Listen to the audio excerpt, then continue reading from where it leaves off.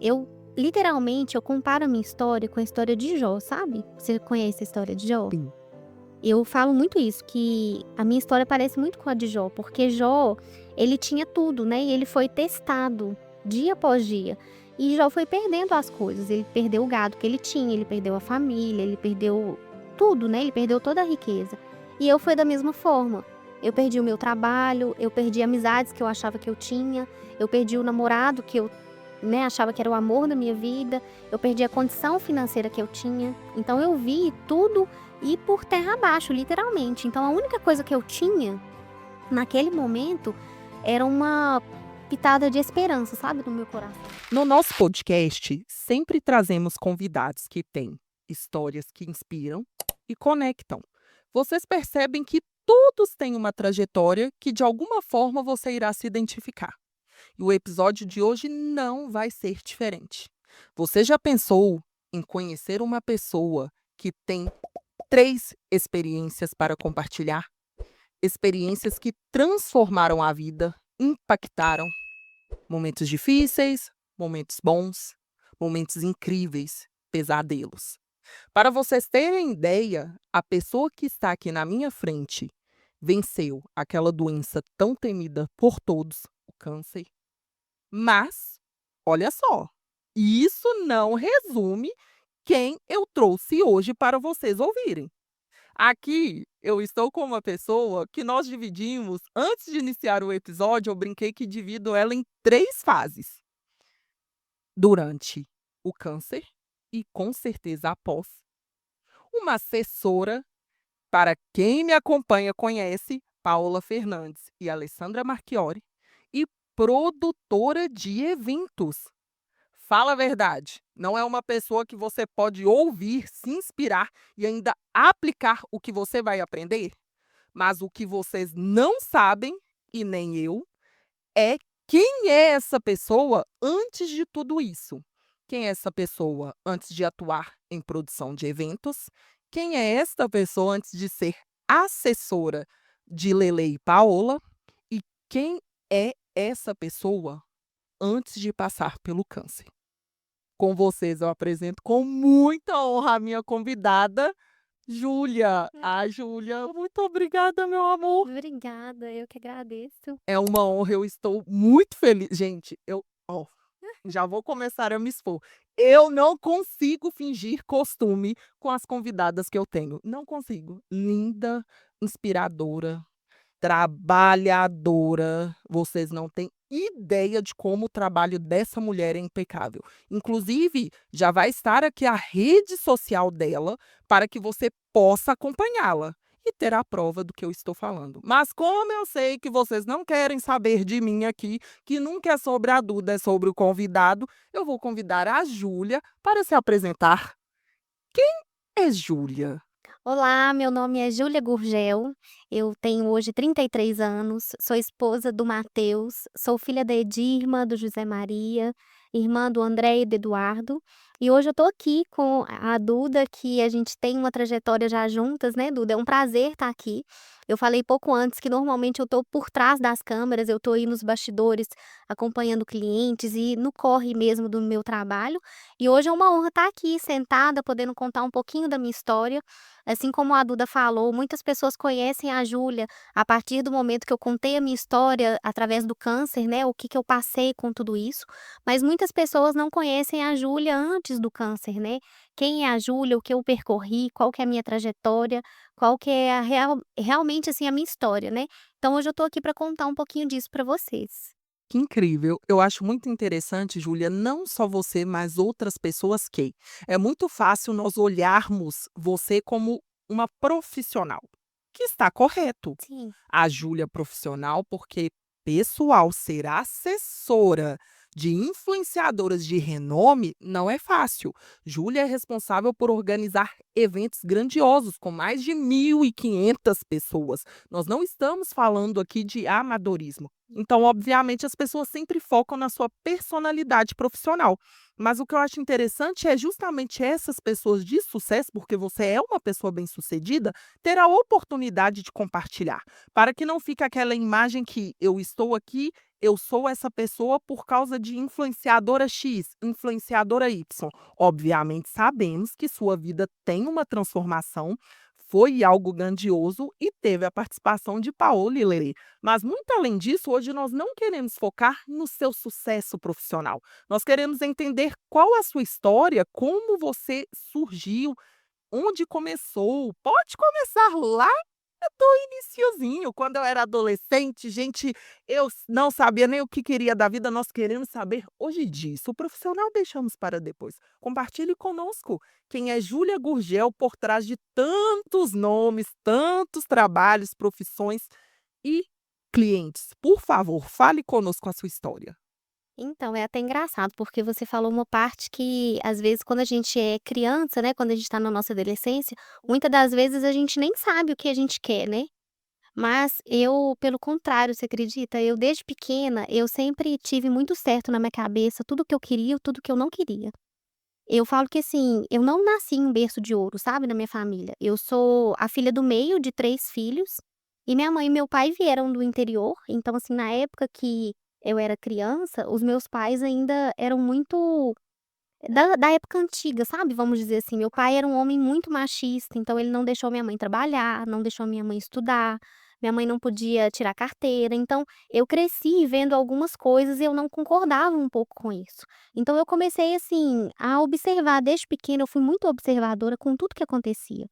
Então eu via a gente passar por muitas dificuldades, meu pai e minha mãe pagava aluguel, às vezes faltava o que comer dentro de casa, então a gente nunca chegou a passar fome de fato, porque a minha mãe sempre estava ali trabalhando, ela começou a trabalhar na casa dos outros para poder fazer uma renda, e eu ia com minha mãe, ajudava e trabalhava. Então assim, eu desde pequena eu comecei a perceber muitas coisas, sabe, às vezes ao invés de eu estar curtindo, estar brincando, eu estava prestando atenção no que estava acontecendo dentro da minha casa. Eu estava apartando algum tipo de briga, ou eu estava tentando proteger a minha mãe, ou eu estava acalmando o meu pai.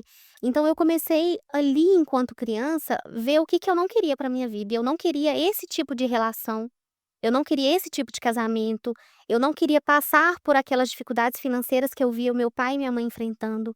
Então, desde pequena, eu via muito isso em mim.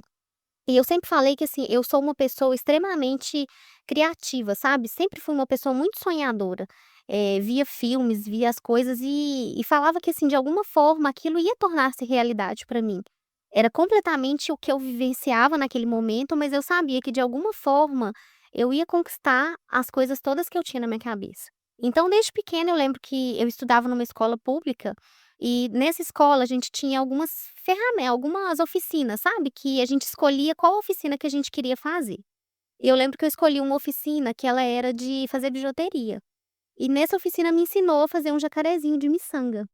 E eu lembro que eu fiquei, assim, indignada, falei: "Gente, como que umas bolinhas, você trabalhando em cima daquilo faz com que torne um chaveiro", foi um jacarezinho que eu tinha feito. E eu cheguei em casa, pedi meu pai para comprar um fio de nylon para mim, eu desfiz esse jacarezinho e refiz ele algumas vezes, até eu ver que realmente estava, assim, perfeito, né, aos meus olhos. E depois eu pedi para o meu pai comprar a miçanga para mim, eu fui e comecei a fazer jacarezinho para vender. Isso eu tinha uns 9 anos, 8 anos, não sei, eu lembro que eu era muito, muito nova ainda. Então, eu já tinha essa questão de empreender desde pequena. E aí, aos poucos, meu pai foi comprando mais miçangas para mim e eu fui fazendo meu dinheirinho desde pequena. Até umas tias minhas me darem um kit de bijuteria mesmo, então eu comecei a fazer e vender. E às vezes, com as dificuldades que a gente passava dentro da nossa casa, eu lembro de 2 vezes eu pegar o dinheiro que eu tinha e colocar na mão do meu pai, para o meu pai poder comprar um pão, comprar uma carne para a gente colocar dentro de casa. E eu falo que, assim, eu tive muita sorte na minha vida, porque, assim, eu sou muito grata por tudo que eu vivenciei com meu pai e com a minha mãe, porque por mais difícil que tenha sido, foi através desses aprendizados que foi me moldando, sabe, para eu ser a pessoa que eu sou hoje. E eu fui muito feliz, porque eu falo que Deus coloca as pessoas realmente certas na nossa vida, né, Deus sabe exatamente aquilo que a gente precisa. E Deus colocou na minha vida 2 pessoas que são as minhas madrinhas, eu tenho uma madrinha de crisma e uma de batismo, e essas 2 madrinhas, elas foram referências para mim. Então o que faltava dentro da minha casa, eu tinha com elas. Então, por exemplo, como a minha mãe não pôde estudar, minha mãe não tinha, como se diz, conhecimentos, né, sobre a vida mesmo, sobre trabalho, sobre mercado de trabalho, eu tive essas minhas 2 madrinhas que me davam um norte. Então o que eu falo muito hoje com as pessoas é que tenham mentores, tenham pessoas que vocês possam se modelar, tenham pessoas que vão segurar a sua mão e vão te mostrar o caminho na qual você precisa seguir. E eu, graças a Deus, eu tive essas 2 pessoas. Então, por exemplo, essa minha madrinha, que hoje ela mora até no Chile, ela foi uma pessoa que me ajudou muito e hoje eu sou o que eu sou por conta dos princípios básicos que ela me passou e me fizeram ser quem eu sou hoje. Então, por exemplo, igual quando a gente estava nessa época de dificuldades dentro da minha casa, eu não tinha aquela coisa de ganhar presente, assim, esporadicamente, sabe. Se eu precisava de um tênis ou de alguma coisa, eu tinha que esperar ou o Natal ou o meu aniversário para que eu pudesse ganhar aquilo. Muitas das vezes, as roupas que eu usava eram roupas que eram de primas, eram roupas que amigas passavam e aí a gente ia passando, né, de roupa de um para outro. Então, assim, eu fui muito humilhada na minha infância por conta dessas faltas, sabe. E toda vez que eu era humilhada, eu falava assim: "Isso é passageiro, esse cenário vai mudar, isso é algo que está acontecendo nesse momento, mas isso tudo vai mudar", e eu ficava muito forte na minha cabeça. E eu lembro que a minha madrinha me dava tudo que eu precisava. Quando eu precisava de roupa, quando eu precisava de algo da escola mesmo, quem me dava era essa minha madrinha do Chile, a Aline. Então eu lembro que teve uma vez que eu falei assim com ela, eu já estava ficando um pouco maior, eu falava assim: "Aline, eu quero ser igual você quando eu crescer. Como que você faz para você ter dinheiro, para você hoje poder fazer isso na minha vida? Porque eu quero aprender para depois poder fazer também". E aí ela sentou comigo e teve uma conversa muito séria comigo. Ela sempre foi uma madrinha mais dura, sabe. Ela ela realmente me chamava para a realidade. Às vezes eu chegava na casa dela com 10 quilos de batom na boca vermelho, porque eu sempre fui bem perua desde pequena, e ela mandava eu voltar, ela falou assim: "Atrás de mim você não vai sair assim não, você pode voltar e arrancar esse batom e aí você volta". E aí eu ia em casa, tirava o batom, trocava de roupa, porque às vezes eu estava com um decote enorme, e ela mandava eu trocar para eu poder sair com ela. Então ela sempre foi essa pessoa que me trouxe muito para a realidade. E aí nesse dia ela virou para mim e falou: "Júlia, você, assim como eu, nós não nascemos em berço de ouro. Então se você quer ser alguém na sua vida, você precisa estudar. Estuda o máximo que você puder, trabalha para você conquistar as suas coisas, porque nada vem de graça nessa vida, então estuda". E nesse dia eu lembro que eu saí da casa dela, assim, com a minha cabeça bem pesada com tanto de informação e, assim, já com um norte, sabe. Mal ela sabia que ela estava realmente me dando um direcionamento. E aí nesse dia eu cheguei em casa, eu tinha um diário, que era quando eu sentava e colocava pra fora, né, eu colocava no diário tudo aquilo que acontecia no meu dia a dia que eu não queria contar pra ninguém. E eu lembro que nesse diário, olha isso, Duda, que eu vou contar. Nesse diário, eu escrevi tudo que eu queria pra minha vida. Hoje a gente conhece isso como mural da vida extraordinária. E naquela época a gente não fazia ideia disso, né, eu não fazia ideia nem do que eu estava fazendo escrevendo aquelas coisas, mas eu escrevi uma parte do que eu não queria, e aí eu lembro que eu escrevi: "Eu não quero ter um casamento assim, eu não quero sofrer agressão, eu não quero ser calada, eu não quero que as pessoas me parem igual parou minha mãe". Então eu sabia tudo que eu não queria, e aí depois eu escrevi tudo que eu queria. E aí eu falei que eu queria começar a trabalhar, que eu queria ter meu dinheiro, que eu queria tirar carteira, comprar carro, comprar meu apartamento. E aí nisso eu sabia a cor do carro que eu queria. O meu apartamento, eu ainda não conseguia ter a visibilidade, assim, total do apartamento, mas eu sabia o meu quarto, algumas coisas do jeito que eu queria. Eu sempre fui muito organizada, né, então, assim, eu via tudo devidamente organizado, porque na casa da minha mãe era meio que uma bagunça, e eu não podia mexer, e minha mãe sempre falava assim comigo: "O dia que você tiver a sua casa, você faz do jeito que você quiser".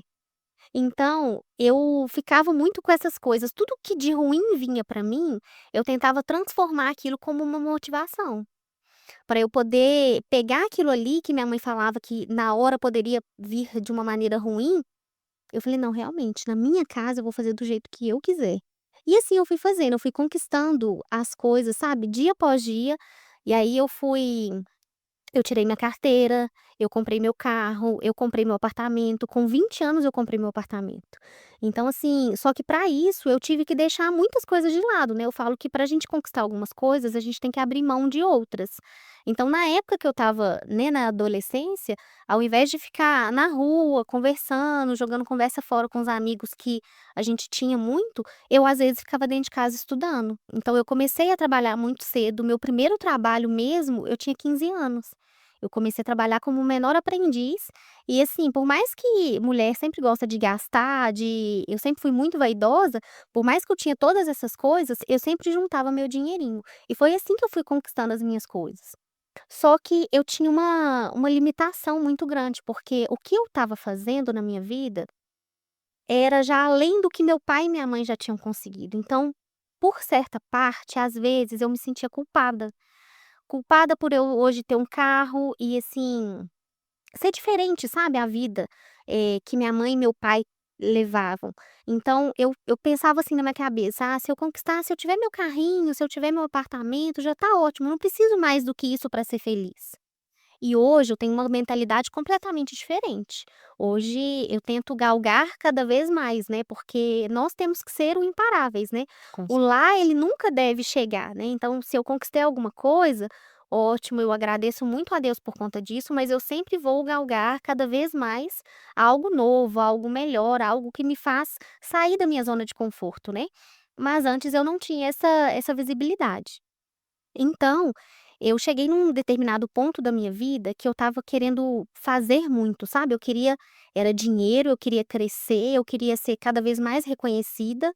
Então o que que eu comecei a fazer? Eu era literalmente imparável, só que eu estava colocando tantas coisas acima de mim mesma. Eu, por exemplo, eu comecei a negligenciar a minha saúde. Então, eu às vezes eu comecei a sentir dor, eu ia no médico, pegava um atestado e simplesmente jogava o atestado fora, porque eu não queria ficar fora do meu trabalho, eu não queria perder o controle daquela questão toda que eu tinha de trabalho. Então, muitas das vezes a gente vai negligenciando as coisas, né, e eu comecei a me perder de mim mesma. Eu comecei a ver que tinha coisas mais importantes até que eu. Então, antes eu tinha o hábito de ir na igreja, eu parei de ir um pouco na igreja, eu parei de frequentar alguns lugares, eu parei de ter aquela social com os amigos, então tudo meu era trabalho, eu queria só fazer, fazer, fazer. E aí chegou um tempo que eu fui barrada por isso tudo, sabe. Eu cheguei ao ponto de realmente, assim, ficar doente. Estava negligenciando essa dor. Eu lembro que um certo dia, eu fui para uma viagem em Goiânia, e eu estava com muita dor, os remédios já não faziam mais efeitos para mim, e no palco eu estava fazendo uma apresentação, no palco eu perdi o jogo da minha perna. E aí chegou no ponto que eu falei assim: "Eu preciso realmente procurar um médico". Eu para vir embora dessa viagem, eu tive que ficar em pé no avião praticamente, eu só pude sentar no voo na hora que foi aterrissar e decolar. Porque o restante do voo eu fiquei praticamente todo em pé de tanta dor que eu sentia. E foi aí que eu descobri que eu estava com câncer. E você tinha quantos anos, Ju? Aí nessa fase eu já tinha 24 anos. Tudo isso que você contou foi desde a sua infância até começar a sua fase adulta. Isso, exatamente. E neste serviço que você já informou que começou o empreendedorismo desde pequena, mas neste serviço que você estava, você atuava com o quê até descobrir a doença? Eu atuava como trade marketing, eu sou formada em administração, sim. Só que eu fui muito para o ramo do marketing, porque eu gosto de lidar com pessoas, eu gosto de estar na rua, de ver as coisas se transformando, sabe. Então eu mexia com trade marketing, eu fazia toda a parte de marketing da empresa e fazia pequenos eventos. Então, assim, essa parte da organização sempre teve muito enraizada dentro de mim, sabe. E hoje eu só replico isso, então na época do meu trabalho era assim também. Que incrível! E você ficou nesta função durante quantos anos? Fiquei durante 6 anos. Uau! Na verdade, assim, eu só saí porque de fato eu fiquei doente, né, e precisei de começar a cuidar da minha saúde, que era algo que eu não estava fazendo. Ou seja, o que as pessoas talvez interpretem hoje, vendo você em grandes eventos com grandes pessoas, ah, ela teve sorte, ah, mas ela com certeza tinha algum conhecido, ah, foi muito fácil. Não, você teve uma história, você batalhou durante 6 anos no ramo, Ô, você Duda, foi para o marketing para resultar no e que olha você é e olha hoje. como são as coisas. Quando eu formei em administração, já mexi em RH, já mexi em financeiro, mas assim, não me sentia pertencente àquilo, sabe. Não nasci para ficar presa o tempo inteiro na frente do computador, eu gosto realmente de ver as coisas acontecerem. E eu lembro que eu, estava num supermercado e encontrei um amigo meu que mexia como promotor de vendas. E eu perguntei como que fazia para entrar nisso. Então ele me deu o caminho das pedras, eu cheguei até a moça que faz as entrevistas e falei: "Olha, eu tenho interesse". E aí, eu lembro que a moça olhou pra mim de cima e embaixo, porque eu sempre andei assim, maquiada, com unha feita, de salto alto. E a moça falou assim comigo: "Olha, mas essa função de promotor de vendas tem que pegar caixa, tem que abrir caixa, tem que repor estoque, a gente fazer frente de loja, né, aquelas gôndolas". E eu falei: "Não, antes eu carregava caixa de laranja", porque eu tive inclusive uma loja já de açaí antigamente. E na época da faculdade eu abri uma loja de açaí, assim que o açaí começou a bombar, eu tive uma loja.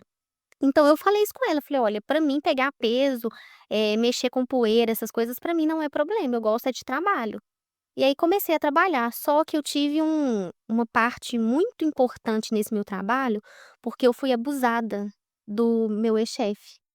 Ele acabou me agarrando um dia à força, me deu um beijo e na mesma hora, na mesma proporção que ele me deu um beijo, eu dei um tapa na cara dele, e ele começou a me fazer como se fosse, como que fala?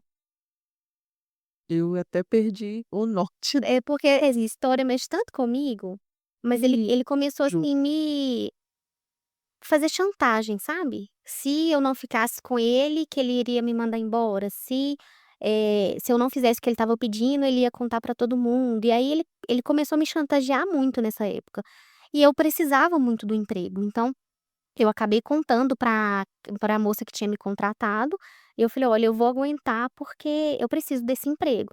E aí todas as vezes que ele tentava fazer uma armadilha para que eu caísse, de ir no escritório depois do meu horário de trabalho para pegar alguma coisa que ele falou, eu levava alguém comigo, eu levava minha mãe comigo, sempre para ele não me pegar sozinha, porque eu tinha muito medo do que ele poderia fazer. E aí chegou um ponto que ele realmente viu que dali ele não ia conseguir nada, e aí realmente ele me mandou embora. E aí, o meu chefe, o que era o como se diz? Tinha um chefe acima dele, então como eu era muito boa no que eu fazia, esse meu chefe me chamou para conversar, falou: "Júlia, o que que aconteceu? Porque eu não tenho nenhum tipo de reclamação sua, todos os clientes te elogiam, o que que aconteceu para fulano ter te mandado embora?". E aí eu falei com ele: "Olha, infelizmente eu não posso, né, eu não posso contar, já fui mandada embora mesmo, deixa pra lá". Ele falou: "Não, justamente por conta disso. Você já foi mandado embora, o que que você tem a perder?". E aí eu contei tudo que tinha acontecido, e ele falou comigo, eu já sabia da história, porque inclusive vários clientes já tinham visto esse meu ex-chefe me assediando, sabe, de várias formas. E eu tinha prova também, tinha prova no telefone, tinha prova no e-mail, em mensagens. E ele virou pra mim e falou assim: "Eu tenho uma proposta pra te fazer". Eu já ia te colocar numa função de gerência, porém eu ia dividir a região para vocês 2, mas agora diante dessa situação, eu sou obrigado a mandá-lo embora e eu quero saber se você assume o lugar dele. E aí foi uma virada de chave, assim, muito grande na minha vida, porque eu já tinha realmente sido mandada embora, eu estava, assim, sem saber, né, o que que eu iria fazer, e a partir dali eu comecei a trilhar uma nova história, aí eu passei a ser a mais nova nessa área que eu estava mexendo, eu tinha uma região muito grande na qual eu trabalhava, então, assim, foi um salto muito grande para mim, e foi onde eu aprendi muito, sabe. Então por isso que eu queria mostrar cada vez mais que eu era capaz, e eu era super, pronta para estar naquela função que eu estava. Por mais que eu fosse nova e tudo mais, eu queria mostrar que eu dava conta. Então por isso que quando eu recebi os atestados médicos, por isso que eu não queria ficar fora do trabalho. Eu não queria dar oportunidade para ninguém falar nada, né, para ninguém falar que eu não daria conta daquilo. E aí foi aí que eu fui negligenciando aos poucos a questão da minha saúde, eu colocava tudo à frente, de mim mesma, né, para eu poder chegar onde eu ainda queria chegar. E nesse período, você estava solteira ou já tinha casado? Você estava sozinha até chegar nesse percurso do diagnóstico? Então, quando eu estava nessa fase, eu estava namorando, e é uma coisa que, assim, até pouco tempo atrás me doía muito falar, sabe. Mas quando eu descobri que eu estava doente, a primeira coisa que eu fiz foi contar, né, para as pessoas, contar para minha madrinha me ajudou a contar, a minha madrinha daqui, e eu namorava. Então, conversei com ele, ele falou: "Não, tá tudo certo, a gente vai passar por essa juntos". Ele chegou a passar máquina no cabelo para poder rapar também, porque era uma das coisas que a gente sabia, que eu ia perder todo o cabelo, o tratamento que eu iria fazer era o mais agressivo que tinha, né. Então ele falou: "Eu estou com você". Só que na época meu cabelo era maior do que é hoje, meu cabelo batia quase na bunda, era loura, tinha o corpo todo malhado, eu fazia musculação, fazia muay thai, fazia várias coisas. Então assim, eu estava com, como se diz, com o biotipo do jeito que eu queria, né, eu estava toda malhada. E aí de repente, na hora que eu comecei a fazer as quimioterapias, eu comecei a inchar muito, por conta de corticoide, e na primeira quimioterapia vermelha que eu fiz, o meu cabelo começou a cair.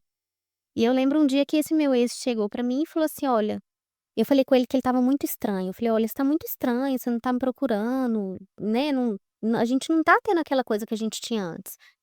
O que que tá acontecendo?". E aí ele virou pra mim e falou assim: "Ó, velho, eu não sei se você vai viver ou se você vai morrer, eu não posso ficar com você". E aí, Meu Deus! foi assim uma queda muito grande que eu tive, sabe, porque assim, eu literalmente eu comparo a minha história com a história de Jó, sabe. Você conhece a história de Jó? Sim. Eu falo muito isso, que a minha história parece muito com a de Jó, porque Jó, ele tinha tudo, né, e ele foi testado dia após dia. E Jó foi perdendo as coisas, ele perdeu o gado que ele tinha, ele perdeu a família, ele perdeu tudo, né, ele perdeu toda a riqueza. E eu fui da mesma forma. Eu perdi o meu trabalho, eu perdi amizades que eu achava que eu tinha, eu perdi o namorado que eu, né, achava que era o amor da minha vida, eu perdi a condição financeira que eu tinha, então eu vi tudo ir por terra abaixo, literalmente. Então a única coisa que eu tinha, naquele momento, era uma pitada de esperança, sabe, no meu coração, de que, assim como eu fazia lá atrás, quando eu era criança, de que aquilo ali seria momentâneo, que aquilo ali seria passageiro e que eu ia lutar. Eu lembro que no dia que eu recebi o diagnóstico, assim, foi acho que o pior dia da minha vida, sabe, porque em poucos minutos você vê a sua vida passar na sua cabeça. É como se eu tivesse visto, assim, de um modo muito rápido, desde a minha infância até aquele momento. E aí eu parei e pensei assim: "Mas a minha vida não pode acabar aqui, porque eu ainda tenho muitas coisas ainda para conquistar, para fazer". Falei: "Se eu morrer hoje, eu não vou morrer feliz com a trajetória que eu ainda tenho, eu ainda tenho mais". Então a única coisa que eu tinha era essa fé, sabe, essa esperança de que, por mais difícil que seria, que eu iria vencer tudo aquilo, sabe. E foi isso que realmente me deu forças para eu poder vencer esse tratamento todo, que a gente sabe como é. Que loucura, Ju. Que Nossa, assim, essa absurdo. foi, eu falo que assim, a doença em si, ela já é assim, ela dilacera, né, por onde ela passa. Devastadora. Ela devasta e ela assusta, né, porque a gente lida com algo que a gente não sabe mesmo. O que meu ex falou não era mentira. Ele não sabia se eu ia viver ou se eu ia morrer e nem eu mesma sabia. Então aquilo ali para mim realmente foi um choque muito grande de realidade. Mas o mais difícil no tratamento todo é ver as pessoas que se diziam amigas, as pessoas que diziam estar do seu lado, ir embora, sabe.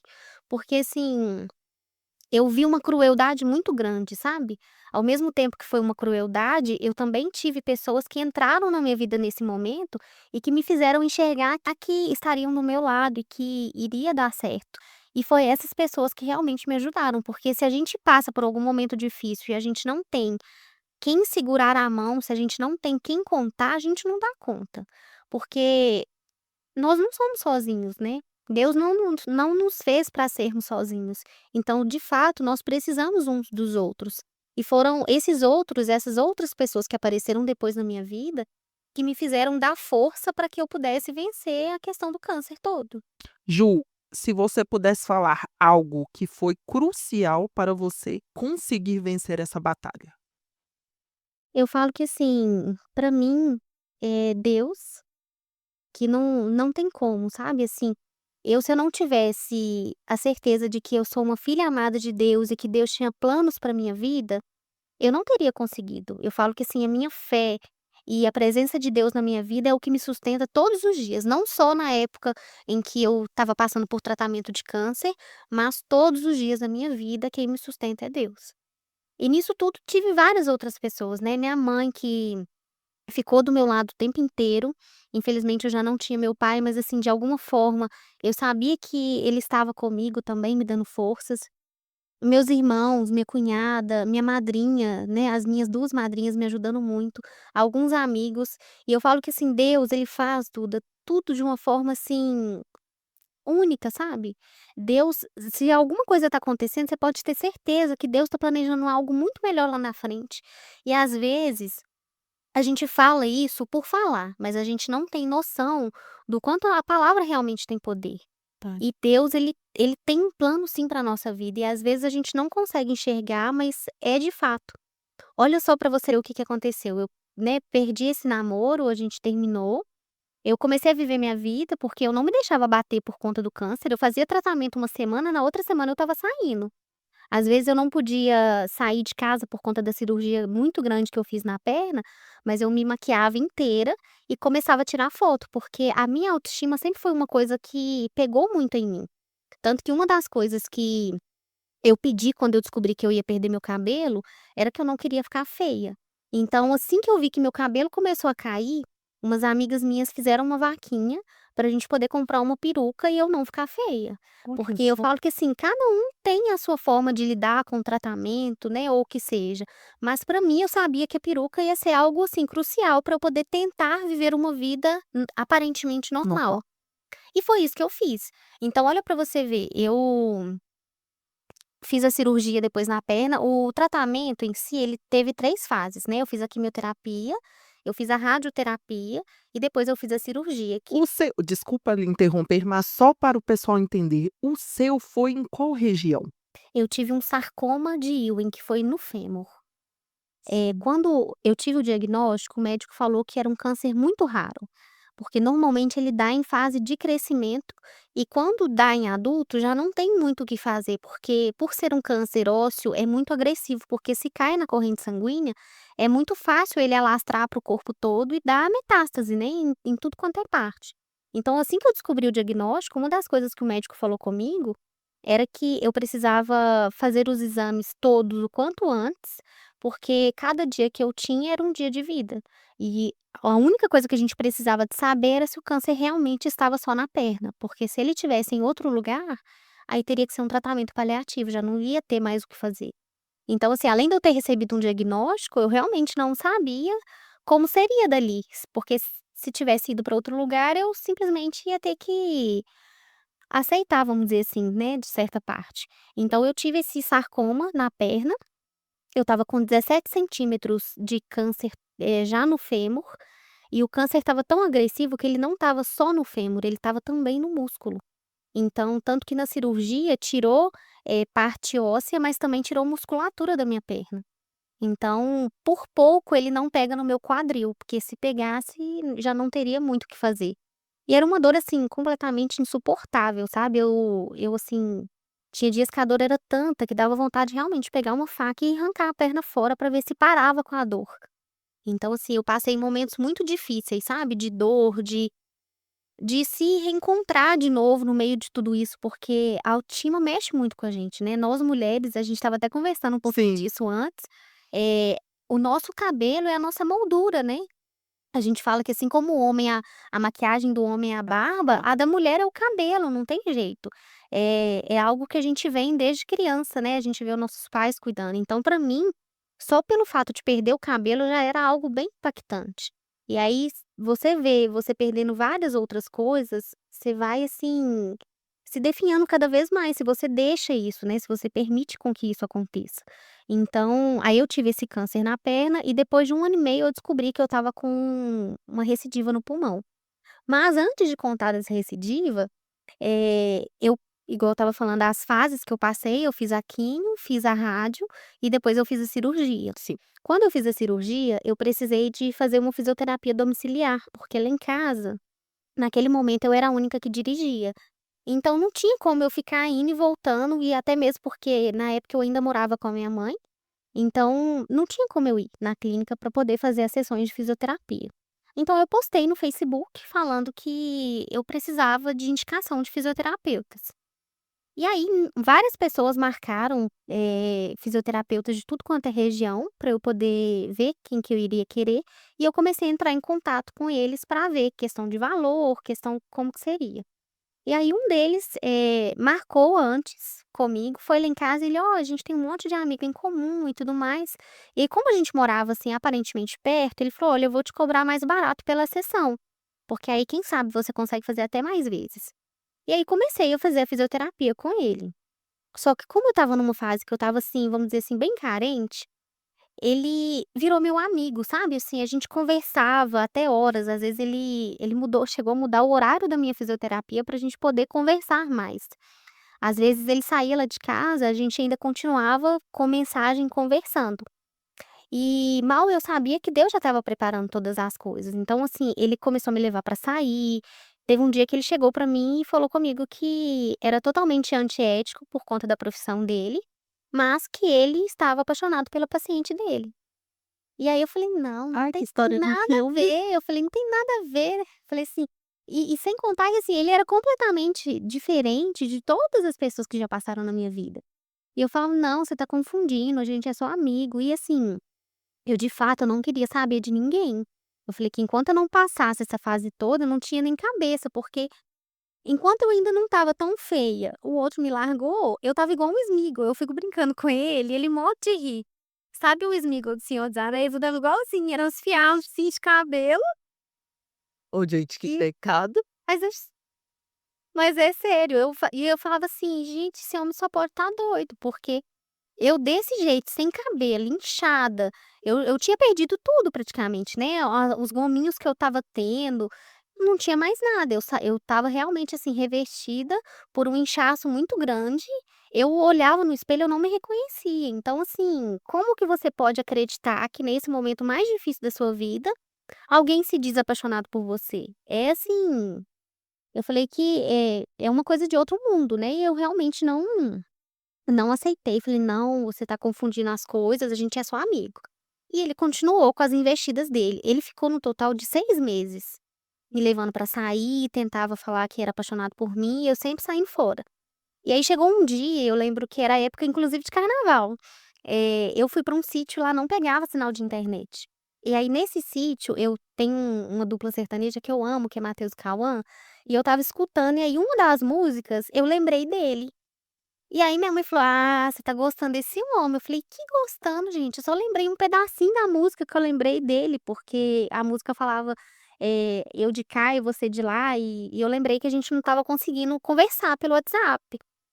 E aí minha mãe falou que eu estava apaixonada por ele, eu falei: "Gente, mas não é possível", eu falei assim: "Não, esse povo tá ficando doido".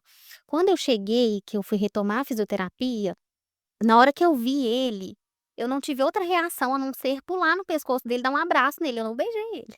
Eu dei um abraço nele, um abraço, assim, de como você estava com muita saudade da pessoa. E aí, se eu não me engano, acho que foi até nesse dia mesmo, aí ele tentou mais uma vez me dar um beijo, e aí realmente eu aceitei, e hoje é o meu marido. Hoje a gente, assim, viveu uma literalmente uma história mesmo, assim, a gente fala que é história de filme mesmo, porque era improvável, né. Eu realmente a gente fala, até nos meus votos do casamento eu falei: "No momento mais difícil da minha vida, onde jamais imaginei, Deus colocou uma pessoa no meu caminho". E aí que entra a segunda parte do câncer. A especialidade do Matheus, ele é fisioterapeuta, ele mexe com essas áreas de reabilitação, mas a especialidade dele é fisioterapia respiratória. E o segundo câncer que eu tive foi um câncer no pulmão. Então, assim, Deus ele é cirúrgico, sabe, Deus ele faz as coisas de uma forma que, assim, é de arrepiar, sabe, de impressionar, porque, para você ter ideia, eu quase não senti o câncer do pulmão. Eu tive que ir para o CTI no pulmão, eu tirei um pedaço do lobo esquerdo do pulmão, eu também fiz rádio, só que aí eu já não pude fazer quimioterapia mais, porque a quimioterapia ela não foi capaz de matar a célula cancerígena. Então meu médico indicou eu fazer um transplante de medula óssea. Então assim, o tratamento do pulmão eu praticamente não senti, eu senti mesmo foi a parte do transplante de medula óssea, que foi quando eu quase fui embora também. Nesse tratamento todo meu, eu já quase tive, assim, umas 4 vezes que eu quase parei, sabe. Só que pra mim de todas a pior foi realmente o transplante. O médico, quando ele foi me dar o diagnóstico e ele falou que realmente seria o transplante, ele me perguntou como que eu tinha passado pelo processo da quimioterapia do primeiro tratamento. E eu falei com ele que tinha sido péssimo, porque eu tive todos os sintomas possíveis. Eu tive mucosite, que são umas feridas enormes que dá na língua. Eu tive perca de peso, aí depois ganho de peso, diarreias e várias outras coisas que a quimioterapia traz. E ele falou: "Então você se prepara, porque se você teve isso na primeira fase, o transplante é 3 vezes pior". E aí eu saí dali falando que eu não ia fazer.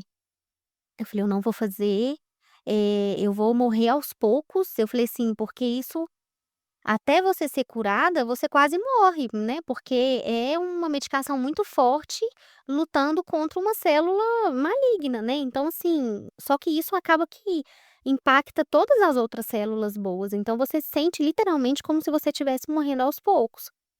E eu saí de lá nesse dia falando que eu não ia fazer o tratamento, que eu ia viver o resto dos dias que eu tinha, da melhor forma possível, mas que eu não ia fazer esse tratamento. E aí foi onde o Matheus chegou pra mim e falou comigo: "Você vai fazer sim". Ele falou: "Olha, eu tenho planos com você, eu tenho sonhos com você, eu quero me casar com você e que para que isso aconteça, você tem que fazer o tratamento". Ele falou: "Eu vou estar do seu lado, eu não vou soltar a sua mão". E aí, assim, a gente teve um momento de sentar, rezar, pedir a Deus para me dar força, porque realmente, assim, é difícil, né, só quem passa sabe o que que é. E aí, realmente, eu me acometi a fazer o transplante de medula óssea. E falo que, assim, de fato não foi fácil, sabe. Eu fiquei durante 28 dias dentro de um quarto, só eu e minha mãe, e eu não podia ter contato com ninguém. Tudo que entrava dentro do quarto tinha que ser esterilizado, tinha que ser tudo, assim, muito bem muito bem embalado para eu não poder ter tipo de contato nenhum, sabe.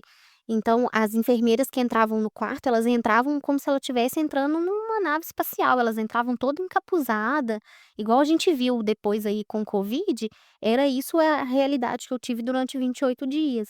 E a questão maior foi a pega da medula, né, até ver se a medula realmente ia pegar, era uma incerteza muito grande, porque eu entrei ali, mas eu poderia não ter saído dali. Então eu o transplante ele funciona da seguinte forma, na hora que seu corpo realmente ele chega quase a zerar tudo, quando chega perto de você realmente morrer, eles vêm com a medula óssea e fazem essa implantação da medula. Então assim, eu perdi vacinas que eu tomei, é como se resetasse o seu organismo. Então, eu passei a viver como se fosse um bebê grande, né, porque a minha imunidade era como se fosse de um bebê. E aí depois disso, assim, eu tive vários outros processos de cirurgias, eu fiz no total 7 cirurgias na perna, eu fiz esses tratamentos todos, fiz a parte do transplante, que pra mim foi a mais pesada, mas assim, desde quando eu conheci o Matheus, ele nunca soltou a minha mão, sabe. Então assim, da pergunta que você fez, o que que foi crucial, né, pra eu poder passar por isso tudo que eu passei, pra mim, sem sombra de dúvidas, é Deus, é a presença de Deus e a certeza que Deus coloca dentro do meu coração, todos os dias, e as pessoas que de fato eu pude contar, sabe. E isso fez com que me desse uma força muito grande e principalmente o Matheus, né. Eu falei outro dia que ele me trouxe de volta à vida, né, ele me trouxe de novo aquela certeza de que valia a pena lutar pra viver, sabe. Porque eu cheguei num tempo que eu falava assim: "Pra que eu vou viver? As pessoas são tão más, as pessoas são tão cruéis". Eu falei assim: "No momento mais difícil, você se deparar com tantas coisas, assim, é desesperador, né". E aí ele me fez ver que, na verdade, tem uma outra parte da vida que é muito melhor, né, e que a gente realmente só tem que acreditar nos planos que Deus tem pra gente.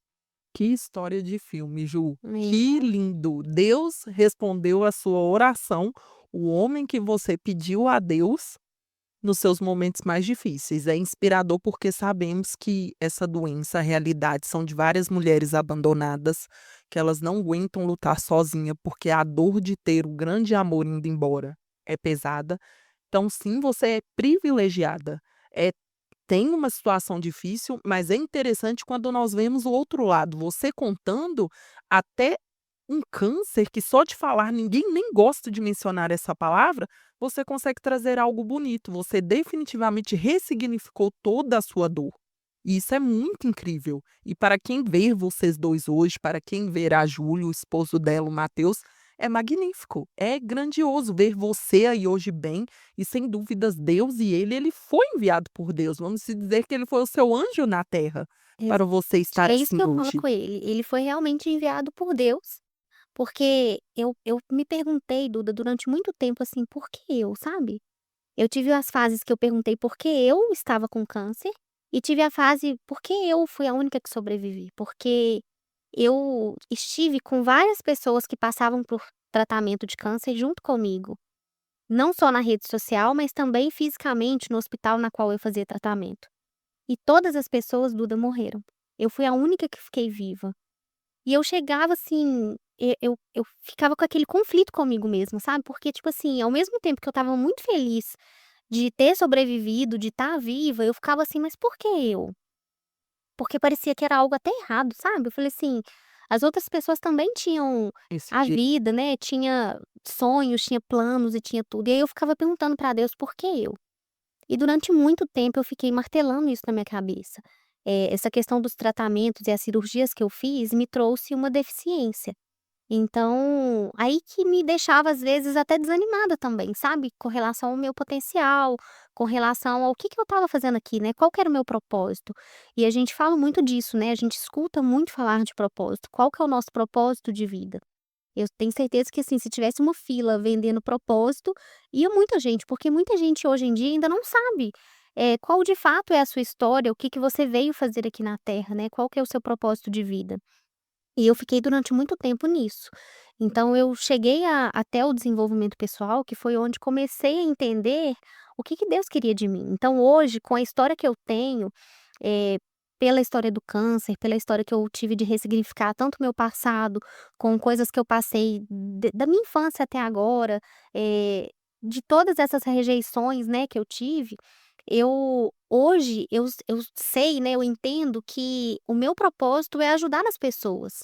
É fazer com que as pessoas cresçam, é contribuir para esse crescimento e mostrar para as pessoas que dificuldade, Duda, todos nós temos, né.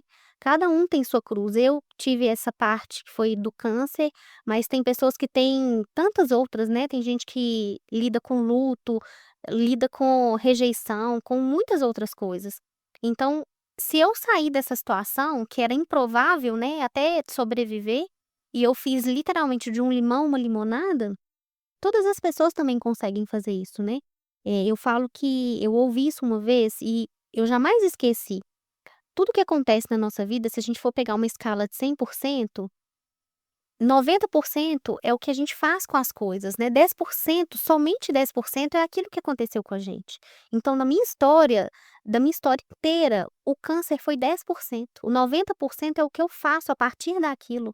Então eu poderia realmente ficar me vitimizando, eu poderia realmente, estar como agradecida só pelo fato de eu estar viva.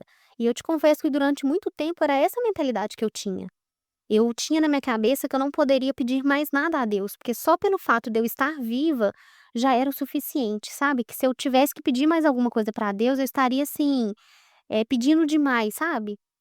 E eu comecei a entender que não, se eu estou aqui hoje, se Deus me deu essa oportunidade de passar pelo câncer, de quase morte, e eu ter sobrevivido, é porque ele tem propósitos para minha vida. E aí, dia após dia, eu tenho descoberto isso. O tanto que eu posso agregar na vida das pessoas na qual eu encontro, sabe?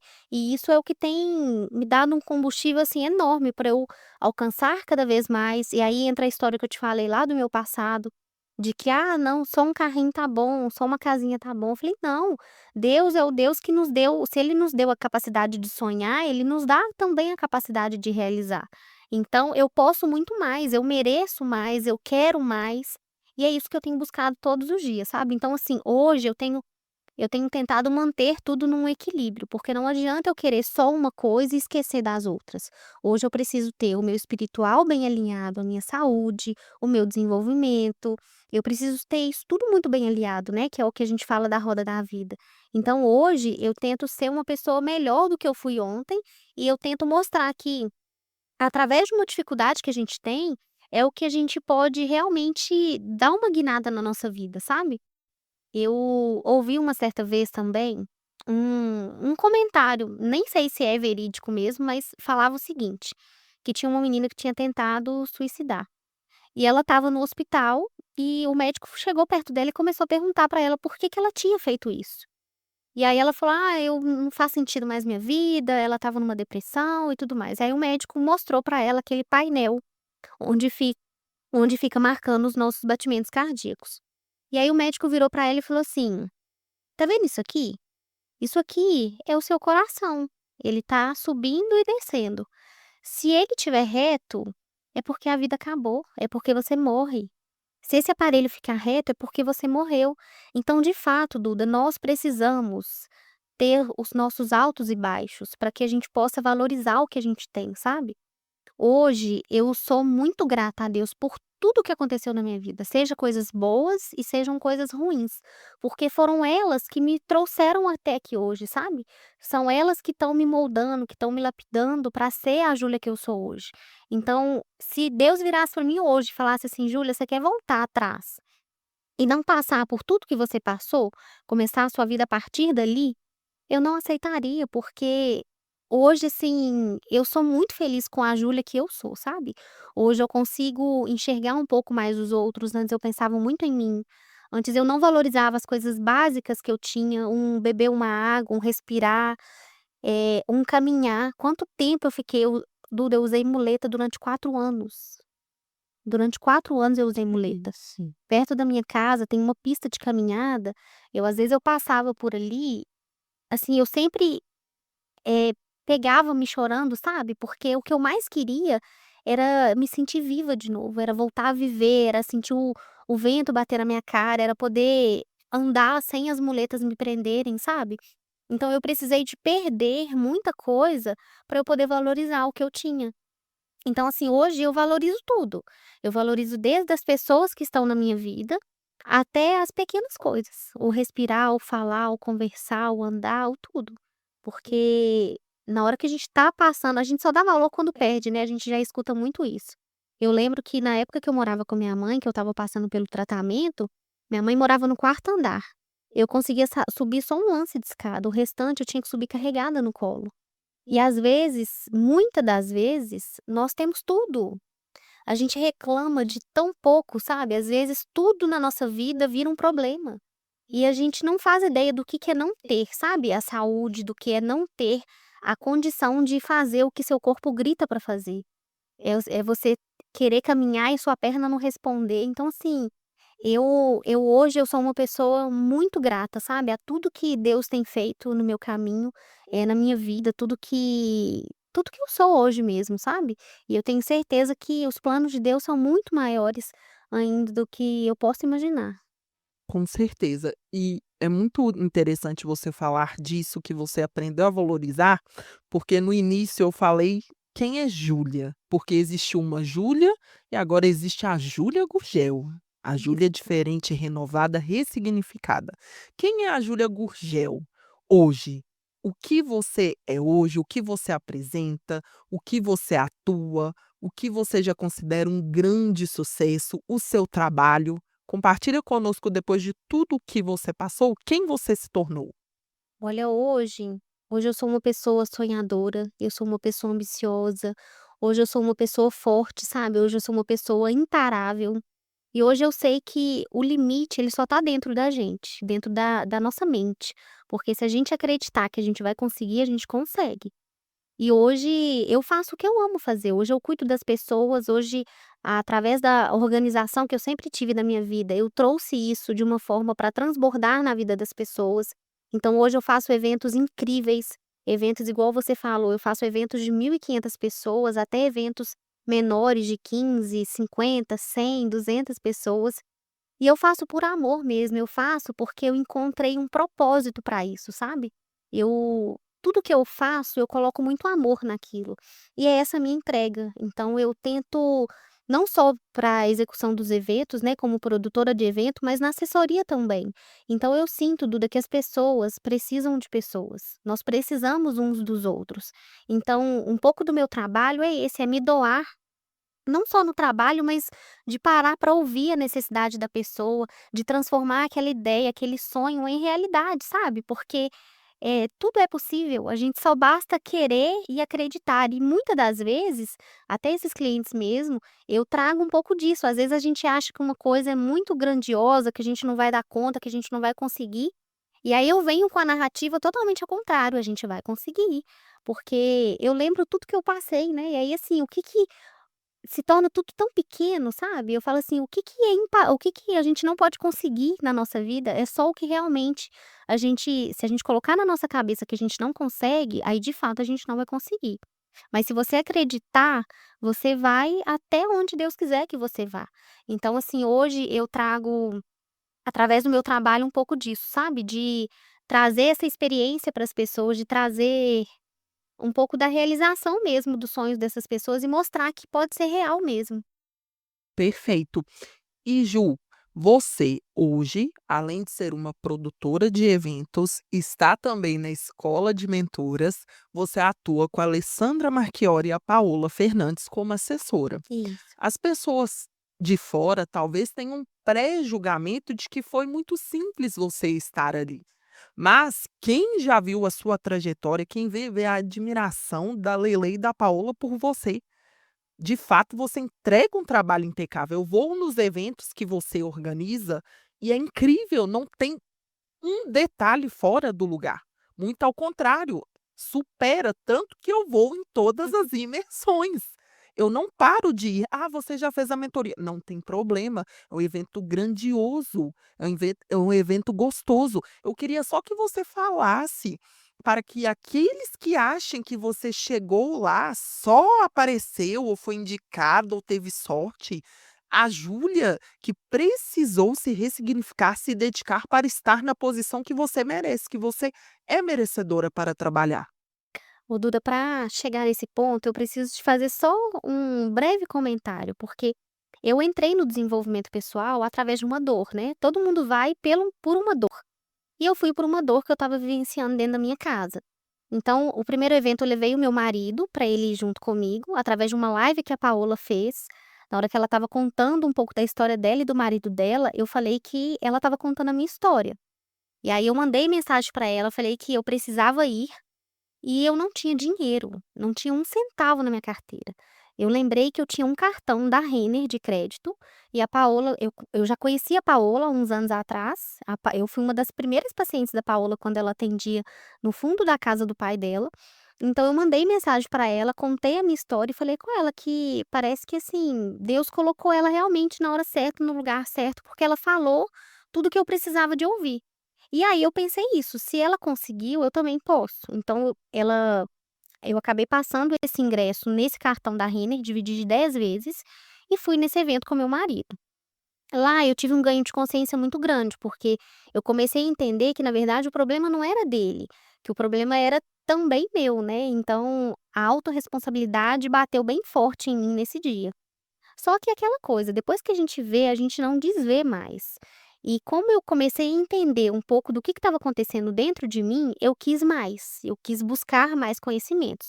E foi aí que as meninas lançaram o primeiro Sublime, foi o primeiro evento que fizeram juntas, a Paola e a Alessandra. Esse primeiro evento que eu tinha ido, tinha sido só da Paola. E aí fui, na hora que chegou lá, eu me senti muito tocada, porque aí, como era um evento só de mulheres, eu pude me soltar um pouco mais, sabe. E aí nós tivemos uma dinâmica onde a gente tinha 30 segundos para contar a nossa história para a pessoa que estava do nosso lado, para a dupla. E é o tempo que a pessoa tem para ter uma impressão ao nosso respeito. E eu lembro que eu sentei com a Marina Martins, inclusive. Olha. Contei a minha história para ela e ela contou a minha história. E aí, assim, a Marina ficou impactada, eu também, com a história dela. E aí, assim, do nada, a Alessandra para na minha frente e falou assim comigo: "E você? Qual é a sua história?". E aí, nessa hora, ela só fez assim com a mão e me puxou para o palco. E eu falei: "Você tem certeza?" Ela: Tenho certeza". Ela falou assim: "Você tem 5 minutos para contar a sua história". E aí, Duda, naquele momento, eu falo que, assim, o primeiro ouvido a ouvir o que a gente está falando é o nosso. E no momento que eu estava contando nesses 5 minutos para as pessoas a minha história, eu comecei a ouvir o que eu estava falando. E eu falei exatamente isso, que eu me sentia uma inválida, que eu me sentia, assim, desperdiçada, sabe. Eu estava ali simplesmente vivendo, né.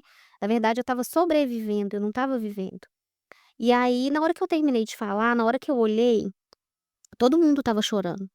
E eu falei assim: "Meu Deus, se eu fui capaz de impactar tantas pessoas em 5 minutos que eu falei, o que mais que eu posso fazer?". E aí foi aí que eu comecei a entender o meu propósito, o que que Deus queria de mim. Foi nesse dia que eu entendi. E aí, as meninas ofereceram a mentoria, eu não tinha zero condições de conseguir.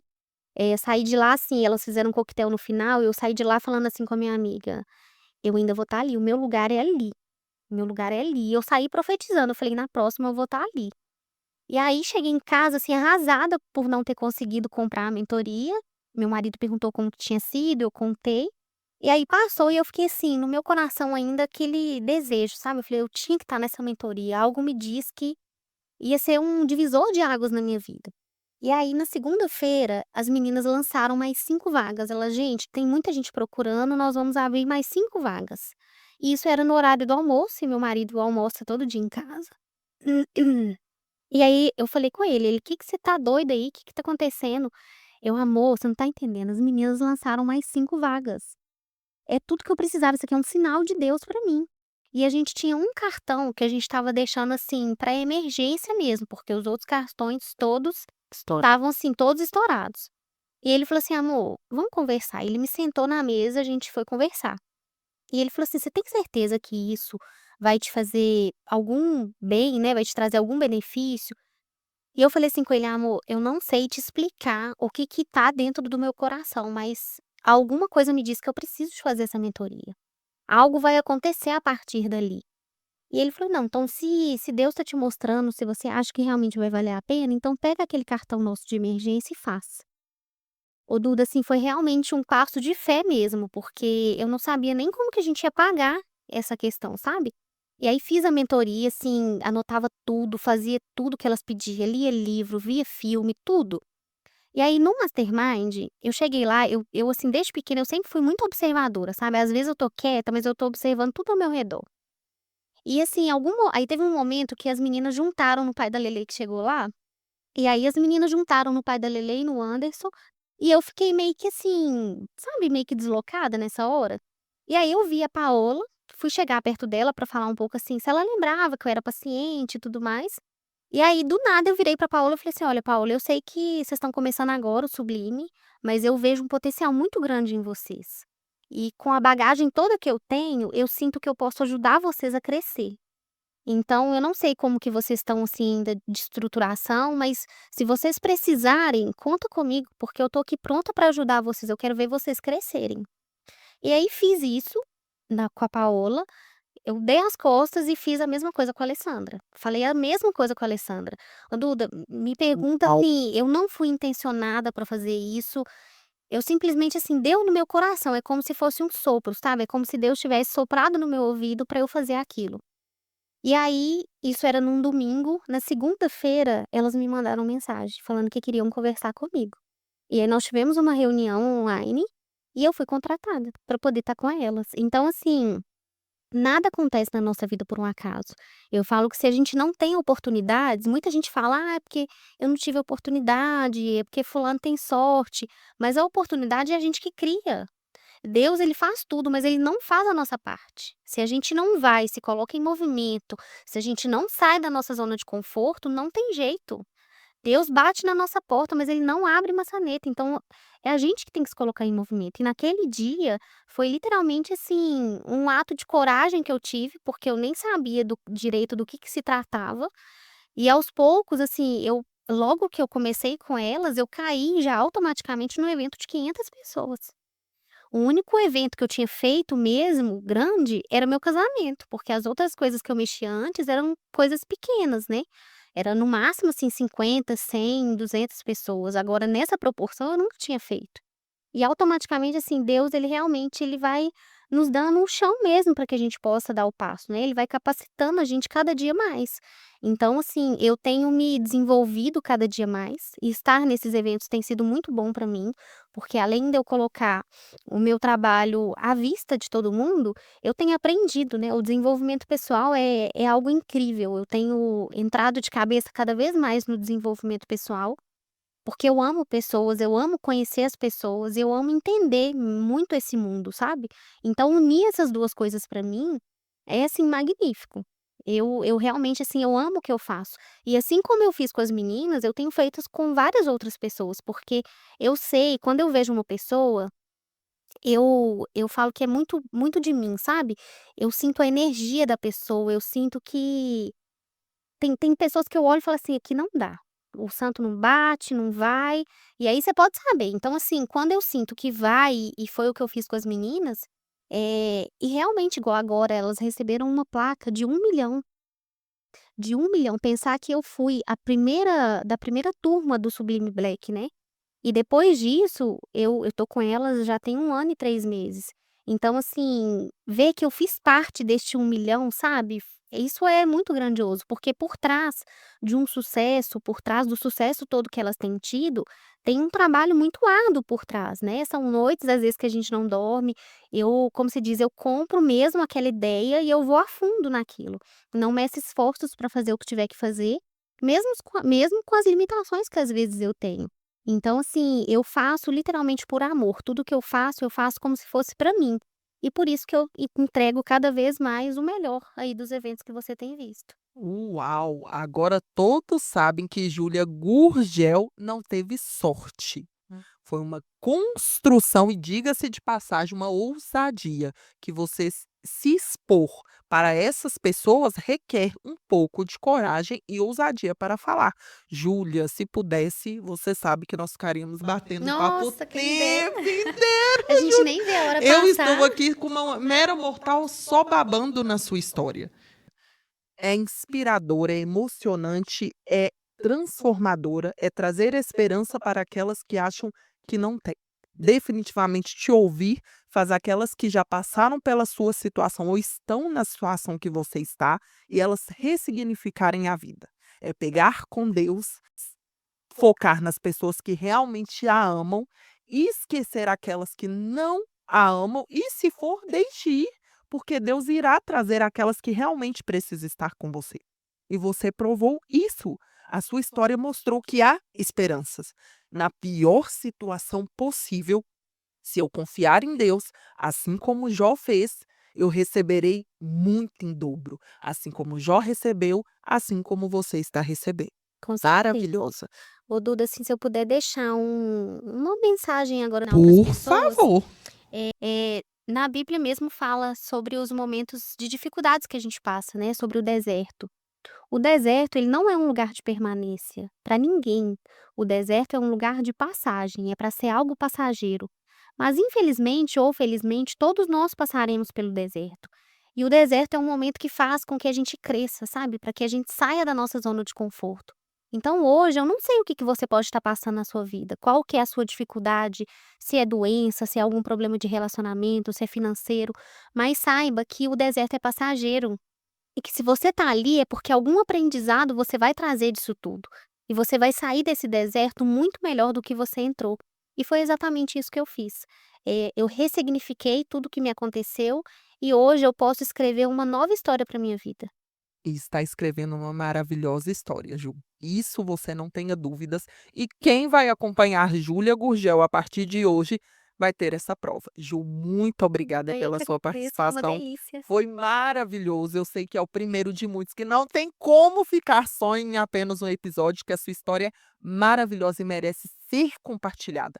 Cada detalhe merece ser ouvido e aplicado na prática. Você pode ter certeza que quem ouvir este episódio vai ter a mesma sensação que eu, de esperança, de realização e que eu posso ressignificar, por mais dolorosa que seja, a minha história. Com Muito obrigada a certeza. você Eu que e muito obrigada. obrigada a vocês que em breve irão assistir. E não esqueçam de passar lá e deixar o seu feedback, a sua mensagem pela história incrível que a Ju compartilhou conosco hoje. Até o próximo episódio, pessoal.